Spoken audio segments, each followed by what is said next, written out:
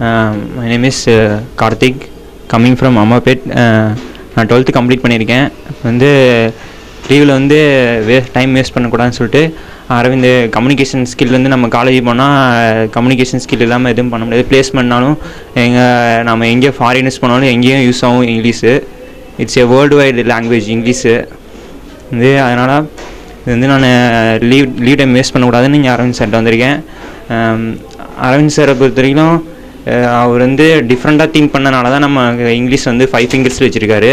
It's a wonderful creativity for Arvind sir.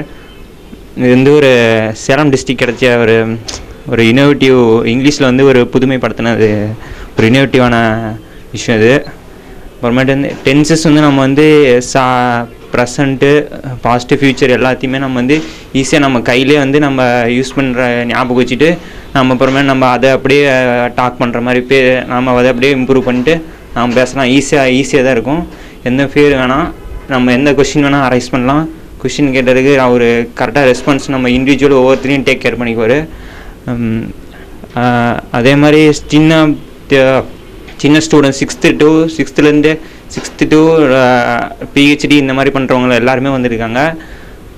இது வந்து சாரோட இன்னோவேட்டிவ் ஃபஸ்ட்டு ஆரம்பத்தில் சொன்ன இன்னோவேட்டிவ் கிரியேட்டிவ்னால தான் இது வந்து டிஃப்ரெண்ட்டாக திங்க் பண்ணால் தான் எந்த ஒரு விஷயத்தையும் டிஃப்ரெண்ட்டாக திங்க் பண்ணால் தான் இந்த இப்போ இருக்க காம்படிட்டிவ் வேர்ல்டில் வந்து நம்ம ஜெயிக்க முடியும்.